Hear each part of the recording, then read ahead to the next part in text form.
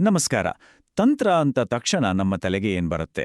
ಹೌದು, ಪಾಶ್ಚಿಮಾತ್ಯ ಜಗತ್ತಿನಲ್ಲಿ ಇದರ ಬಗ್ಗೆ ತುಂಬಾನೇ ತಪ್ಪು ಕಲ್ಪನೆಗಳಿವೆ ಅಲ್ವಾ? ಆದರೆ ಅದರ ನಿಜವಾದ ಅರ್ಥ ಇದಕ್ಕಿಂತ ತುಂಬಾನೇ ಆಳವಾಡಿದೆ. ಇವತ್ತು ನಾವು ಡಾಕ್ಟರ್ ಡೇವಿಡ್ ಫ್ರಾಲಿ ಅವರ ತಾಂತ್ರಿಕ ಯೋಗ ಮತ್ತು ಜ್ಞಾನ ದೇವತೆಗಳು ಪುಸ್ತಕವನ್ನಿಟ್ಕೊಂಡು ತಂತ್ರದ ನಿಜವಾದ ಸಾಂಪ್ರದಾಯಿಕ ಸ್ವರೂಪ ಏನು ಅಂತ ತಿಳ್ಕೊಳ್ಳೋಣ. ಹೌದು, ನಮ್ಮ ಇವತ್ತಿನ ಈ ತಿಳುವಳಿಕೆಯ ಪಯಣಕ್ಕೆ ಗೈಡ್ ಆಗೋದೇ ಈ ಪುಸ್ತಕ.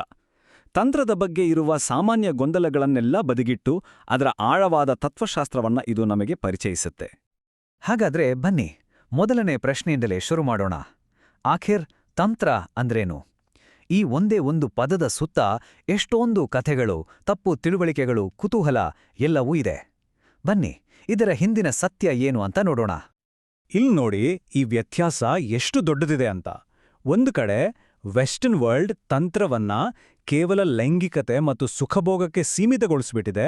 ಆದರೆ ಇನ್ನೊಂದು ಕಡೆ ಅದರ ಮೂಲವಾದ ನಮ್ಮ ಹಿಂದೂ ಸಂಪ್ರದಾಯದಲ್ಲಿ ಇದನ್ನ ದೇವಿಯ ಆರಾಧನೆ ಮತ್ತು ಆತ್ಮ ಸಾಕ್ಷಾತ್ಕಾರಕ್ಕೆ ದಾರಿ ಮಾಡಿಕೊಡೋ ಒಂದು ಪವರ್ಫುಲ್ ಆಧ್ಯಾತ್ಮಿಕ ಮಾರ್ಗ ಅಂತ ನೋಡಲಾಗುತ್ತೆ. ಸರಿ, ಮೊದಲು ಈ ತಪ್ಪು ಕಲ್ಪನೆಗಳ ಬಗ್ಗೆನೇ ಮಾತಾಡೋಣ. ನಮಗೆಲ್ಲ ಹೆಚ್ಚು ಕಡಿಮೆ ಪರಿಚಯ ಇರೋ ಆದರೆ ಪೂರ್ತಿ ಸತ್ಯವಲ್ಲದ ಆ ಪಾಶ್ಚಿಮಾತ್ಯ ದೃಷ್ಟಿಕೋನ ಇದೆಯಲ್ಲ, ಅದನ್ನ ನೋಡೋಣ. ಯಾಕಂದ್ರೆ ಸತ್ಯ ತಿಳ್ಕೊಳ್ಳೋ ಮುಂಚೆ ತಪ್ಪು ಕಲ್ಪನೆ ಎಲ್ಲಿಂದ ಬಂತು ಅಂತ ಗೊತ್ತಾಗ್ಬೇಕಲ್ವಾ? ನೋಡಿ, ಡಾಕ್ಟರ್ ಫ್ರಾಲಿ ಅವರೇ ತಮ್ಮ ಪುಸ್ತಕದಲ್ಲಿ ಇದನ್ನ ಎಷ್ಟು ಕ್ಲಿಯರ್ ಆಗಿ ಹೇಳ್ತಾರೆ. ವೆಸ್ಟರ್ನ್ ವರ್ಲ್ಡ್ನ ಬಹುತೇಕ ಜನರಿಗೆ ತಂತ್ರ ಅಂದ್ರೆ ಸೆಕ್ಸ್ ಅಷ್ಟೇ.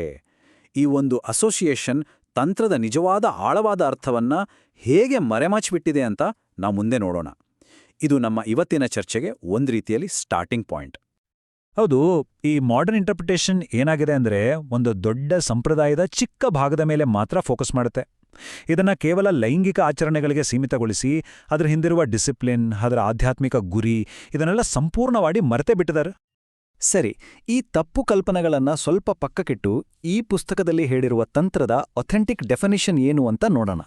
ಇಲ್ಲಿಂದ ತಂತ್ರದ ನಿಜವಾದ ಮುಖ ನಮಗೆ ಪರಿಚಯ ಆಗುತ್ತೆ. ಇಲ್ಲಿ ಗಮನಿಸಬೇಕಾದ ಮುಖ್ಯ ಪದ ಅಂದ್ರೆ ಶಕ್ತಿಪೂರ್ಣ ದೃಷ್ಟಿಕೋನ. ಅಂದ್ರೆ ಇದು ಕೇವಲ ಲೈಂಗಿಕತೆ ಬಗ್ಗೆ ಅಲ್ಲ, ಅದರ ಆಚೆಗೆ ನಮ್ಮೊಳಗಿನ ಶಕ್ತಿಯನ್ನ ಜಾಗೃತಗೊಳಿಸೋ ಒಂದು ದಾರಿ. ನೋಡಿ, ಈ ಒಂದೇ ಒಂದು ವ್ಯಾಖ್ಯಾನ ನಮ್ಮ ಅಂಡರ್ಸ್ಟ್ಯಾಂಡಿಂಗ್ನ ತಕ್ಷಣ ಎಷ್ಟೊಂದು ವಿಸ್ತಾರ ಮಾಡುತ್ತೆ. ಹಾಗಾದ್ರೆ ತಂತ್ರದ ನಿಜವಾದ ಟೆಕ್ನಿಕ್ಸ್ ಯಾವುದು? ಇಲ್ಲೋಡಿ, ಇವೇ ತಾಂತ್ರಿಕ ಅಭ್ಯಾಸದ ಅಡಿಪಾಯ. ಇಲ್ಲಿ ಲೈಂಗಿಕತೆಗೆ ಜಾಗವೇ ಇಲ್ಲ. ಬದಲಾಗಿ ಮಂತ್ರ, ಪೂಜಾವಿಧಿ, ಪ್ರಾಣಾಯಾಮ, ಧ್ಯಾನ ಇಂತಹ ಪವರ್ಫುಲ್ ಟೂಲ್ಸ್ ಬಳಸಿ ನಮ್ಮ ಪ್ರಜ್ಞೆಯನ್ನ ಉನ್ನತ ಮಟ್ಟಕ್ಕೆ ಹೇಗೆ ತಗೊಂಡು ಹೋಗೋದು ಅನ್ನೋದರ ಬಗ್ಗೆ ಹೇಳಲಾಗಿದೆ. ಪ್ರತಿಯೊಂದು ಟೆಕ್ನಿಕ್ಕು ನಮ್ಮ ಒಳಗಿನ ಶಕ್ತಿಯನ್ನ ಎಚ್ಚರಗೊಳಿಸೋ ಒಂದು ಸಾಧನ. ಸರಿ, ಮುಂದೆ ಹೋಗೋಣ.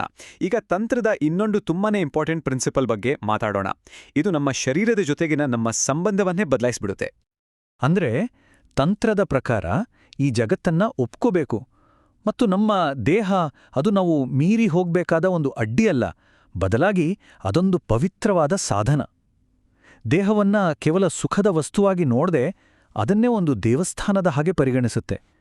ಎಷ್ಟು ಆಳವಾದ ಮತ್ತು ಸುಂದರವಾದ ಐಡಿಯಾ ಅಲ್ವಾ ಇದು? ಡಾಕ್ಟರ್ ಫ್ರಾಲಿ ಅವರ ಈ ಮಾತು ಇದನ್ನ ಇನ್ನೂ ಚೆನ್ನಾಗಿ ವಿವರಿಸುತ್ತೆ. ತಂತ್ರ ದೇಹವನ್ನ ದೈವತ್ವದ ದೇಗುಲ ಅಂತ ಒತ್ತಿ ಹೇಳುತ್ತೆ.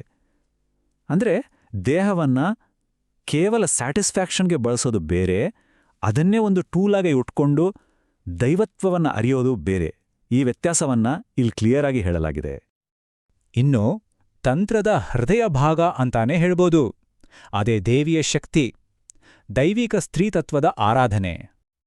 ಪುಸ್ತಕದ ಕವರ್ ಪೇಜ್ ಮೇಲೆ ಮತ್ತು ಇಲ್ಲಿರೋ ಈ ಪವರ್ಫುಲ್ ಸಾಲುಗಳಲ್ಲಿ ನೋಡಿ, ತಂತ್ರದಲ್ಲಿ ದೇವಿಯ ಸ್ಥಾನ ಎಂಥದ್ದು ಅಂತ ಗೊತ್ತಾಗತ್ತೆ.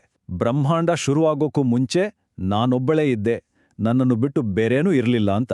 ಅಂದ್ರೆ ಬ್ರಹ್ಮಾಂಡದ ಮೂಲ ಶಕ್ತಿಯೇ ದೇವಿ ಅಂತ ತಂತ್ರ ಹೇಳುತ್ತೆ.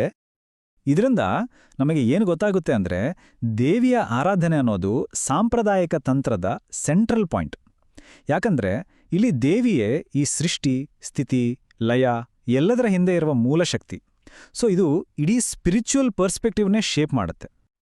ಸರಿ, ಹಾಗಾದ್ರೆ ಇಷ್ಟೆಲ್ಲ ಸಾಧನೆ ಮಾಡಿದ್ಮೇಲೆ ತಾಂತ್ರಿಕ ಮಾರ್ಗದ ಅಲ್ಟಿಮೇಟ್ ಗೋಲ್ ಏನು, ಅದರ ನಿಜವಾದ ಉದ್ದೇಶ ಏನು ಅಂತ ನೋಡೋಣ.